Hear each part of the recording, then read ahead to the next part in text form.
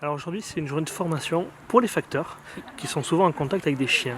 Quel est le principal conseil que vous donnez aux facteurs pour appréhender le comportement d'un chien?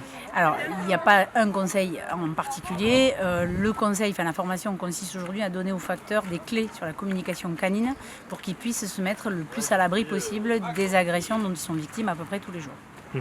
À quoi on reconnaît une situation qui peut être dangereuse? Quels sont les signes qu'on peut interpréter chez un chien? Dès qu'un chien aboie, grogne, c'est qu'il menace. Donc c'est la phase préliminaire à la phase d'agression.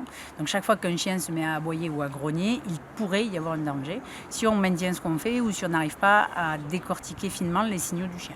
Si les chiens ont une communication posturale, bien plus que orale, nous on parle, on fait des phrases, eux ils communiquent avec leur corps et ils lisent les signaux au niveau des oreilles, de la position de la queue, des pattes, de la tension du corps. Tous leurs signaux, tout leur corps parle et les chiens le lisent très finement. Et les humains ne savent pas trop le lire et c'est ça qu'on apprend aussi aux facteurs à décoder les messages corporels envoyés par le chien. Nos autres causes d'accidents ont diminué, accidents de circulation notamment, mais les agressions canines restent une cause d'accident importante et en évolution.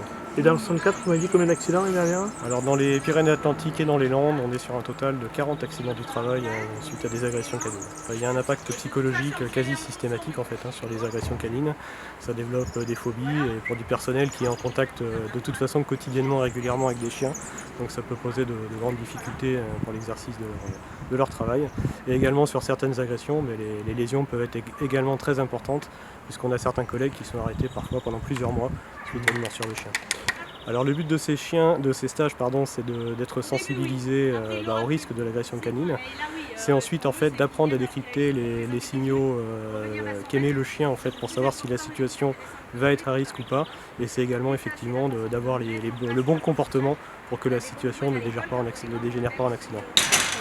Oui, bonjour madame, j'ai un recommandé pour vous. Oui, je vous laisse vérifier. Oui. Tu as le droit d'écrire, hein? Non, c'est pour le merci. Ok, stop. Alors, qui avait eu quoi? Il est direct au portail. Qui est arrivé en premier?